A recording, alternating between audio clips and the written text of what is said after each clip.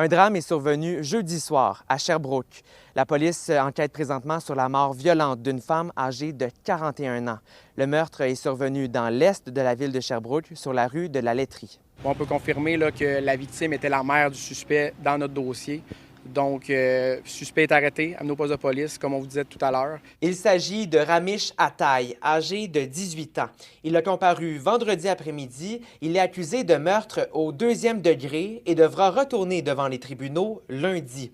Il aurait tué sa mère et blessé une jeune fille mineure à l'aide d'un objet contondant.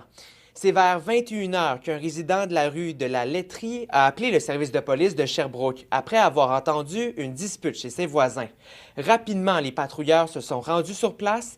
À leur arrivée sur les lieux, les policiers ont découvert une femme gravement blessée. Elle a été transportée rapidement à l'hôpital où son décès a été constaté sur place. Par la suite, les policiers ont procédé à l'arrestation du jeune homme de 18 ans. La jeune fille, quant à elle, est saine et sauve et a des blessures mineures. On parle d'une personne d'âge mineur qui a été blessée et on ne craint pas pour sa sécurité ni sa santé, on ne craint pas pour sa vie.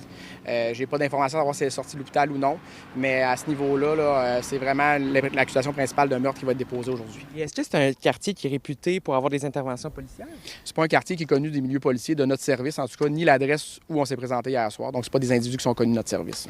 Et c'est le premier meurtre cette année à Sherbrooke? Oui, c'est le premier meurtre sur notre territoire, à survenir sur le territoire de la ville de Sherbrooke là, cette année. Qu'est-ce qu'on veut dire à la population? Bien, dans le fond, là, il n'y a plus à craindre pour la sécurité. Le suspect était le seul suspect dans l'histoire, donc la population n'a pas à craindre. L'histoire est terminée à ce niveau-là. Encore vendredi matin, des patrouilleurs, des enquêteurs et des techniciens en identité judiciaire du service de police de Sherbrooke étaient sur place pour sécuriser la scène de crime et débuter l'enquête pour mieux comprendre ce qui s'est réellement passé.